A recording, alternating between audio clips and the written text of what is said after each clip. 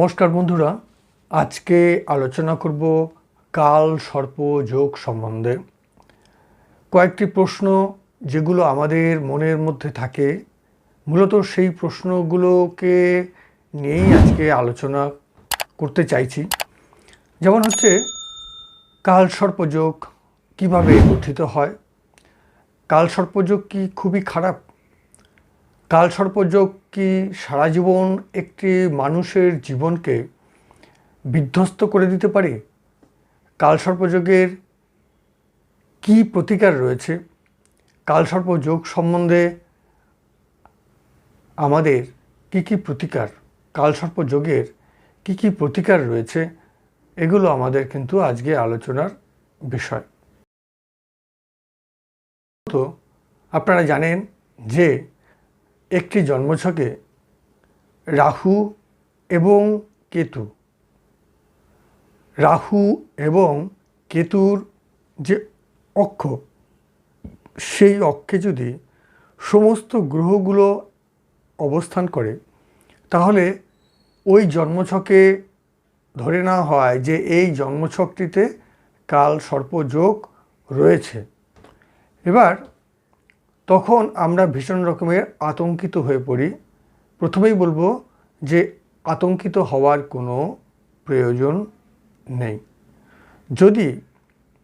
এবার প্রশ্ন হচ্ছে যে এই কালসর্পযোগ কি খুবই খারাপ?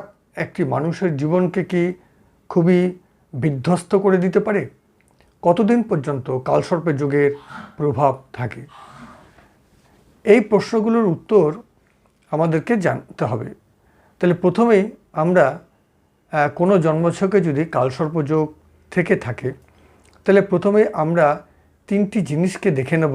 একটা হচ্ছে লগ্নকে দেখব, দ্বিতীয়ত হচ্ছে চন্দ্রকে দেখব এবং নবমপতিকে দেখব। তাহলে লগ্ন, চন্দ্র এবং নবমপতি এরা কি অবস্থায় রয়েছে? এরা যদি খুবই বলশালী অবস্থায় থাকে, শক্তিশালী থাকে, তাহলে আপনি ভাববেন যে কালসর্পযোগ এর যে অশুভ ফল, সেটা কিন্তু এই জাতক বা জাতিকার উপরে খুব বেশি ফলপ্রসূ হবে না, বা অশুভ ফল কিন্তু কম থাকবে।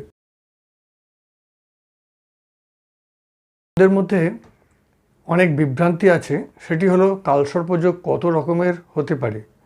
রাহু এবং কেতুর অক্ষে যদি সমস্ত গ্রহগুলো থাকে, কিন্তু 12টি যে আমাদের ভাব আছে বা হাউস আছে, যে দেখা গেল যে রাহু কেতুর অক্ষে সমস্ত গ্রহ রয়েছে, কিন্তু লগ্ন 12টি ঘরে 12টি জায়গাতেই অবস্থান করতে পারে, তাহলে কিন্তু এই 12 রকমের কালসর্পযোগ তৈরি হতে পারে।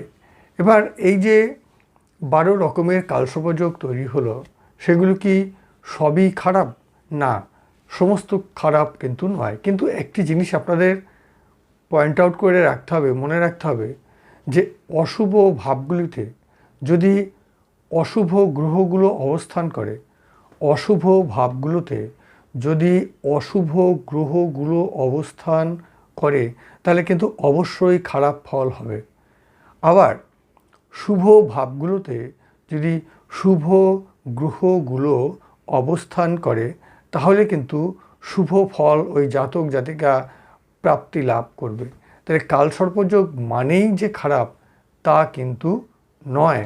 আমি আগেই বললাম আপনাদের কাছে, লগ্ন, চন্দ্র এবং নবমপতি এই তিনটি জিনিস জায়গা যদি আমাদের বলশালী থাকে, এরা যদি দুর্বল না হয়, তাহলে কিন্তু কালসর্পযোগ ওই জাতক জাতিকাকে খুব বেশি ক্ষতি করতে পারবে না।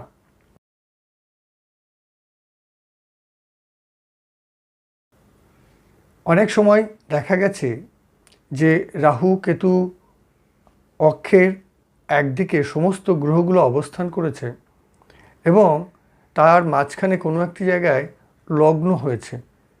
তাহলে এই লগ্নের দুই দিকে যদি পরপর সমস্ত গ্রহগুলো সুসজ্জিতভাবে থাকে, মানে প্রত্যেকটি ঘরে যদি লগ্ন অবস্থান করে, তাহলে আমরা সেটিকে বলবো গ্রহ মালিকা যোগ। এই গ্রহ মালিকা যোগ যদি কোনো জন্মছকে কালসর্প যোগ থাকা সত্ত্বেও দেখা যায়, তাহলে কিন্তু আমি বলবো এটি অত্যন্ত শুভ। এবং কালসর্পযোগ থাকা সত্ত্বেও ওই জাতকের কিন্তু ওই কালসর্প যোগের যে অশুভ প্রভাব তা কিন্তু খুব একটি তার উপরে কার্যকারী হবে না।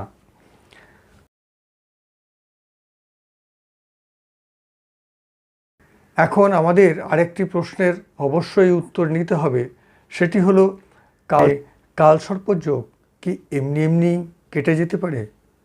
কতদিন পর্যন্ত এই কালসর্পযোগের প্রভাব একজন জাতক জাতিকার জীবনকে ব্যতিব্যস্ত করে রাখতে পারে বা বিভিন্ন বাধা মধ্য দিয়ে তাকে যেতে হতে পারে? হ্যাঁ, জীবনের প্রথম 18 বছর এই কালসর্পযোগের প্রভাব কিন্তু একজন জাতক জাতিকাকে নানাভাবে বিব্রত করতে পারে এবং তার সমস্ত প্রচেষ্টা বা ভালো কাজে বাধা সৃষ্টি করতে পারে। 54 বছরের পর এই কালসর্প যোগের আর বিশেষ কিছু অশুভত্ব থাকে না। অর্থাৎ 54 বছর হয়ে যাওয়ার পর ওই জাতক বা জাতিকার কালসর্প যোগের আর প্রভাব তার মধ্যে থাকে না। এই কালসর্প যোগের জন্য আপনারা কি কি প্রতিকার নিতে হয় এটা জানতে অবশ্যই চাইবেন। এখন বিভিন্ন মত কিন্তু আমাদের জ্যোতিষশাস্ত্রের মধ্যে রয়েছে, তবে আমি বলবো যে কালসর্প যোগের প্রভাব থেকে, অশুভ প্রভাব থেকে মুক্ত রাখতে হলে একজন জাতক জাতিকাকে শ্রী দুর্গার কবচ পাঠ, শ্রী দুর্গার কবচের যে মন্ত্র সেই মন্ত্র পাঠ কিংবা শ্রী দুর্গা কবচ ধারণ, এছাড়া শিবের আরাধনা বা পুজো, জপ তপ এগুলো কিন্তু করা যেতে পারে। দ্বিতীয়ত হচ্ছে, আপনারা অনেকেই জেনে থাকবেন যে মহাকালেশ্বর মহামন্দির উজ্জয়িনীতে এই মাঙ্গলিক এবং কালসর্প যোগের প্রতিকার কিন্তু করা হয়ে থাকে। নমস্কার বন্ধুরা, এতক্ষণ কালসর্প যোগ নিয়ে আপনাদের সঙ্গে আলোচনা করা হলো। কালসর্প যোগ নিয়ে আশা করি আর আপনাদের মধ্যে কোনো ভয় বা ভীতি বা আতঙ্ক থাকবার কথা নয়। তো আজকে এখানেই এই ভিডিওটি শেষ করছি। পরবর্তী কী আলোচনা আসছে আপনারা লক্ষ্য রাখুন এবং ভালো লাগলে লাইক শেয়ার সাবস্ক্রাইব অবশ্যই করবেন। আর ধন্যবাদ, সকলে ভালো থাকবেন।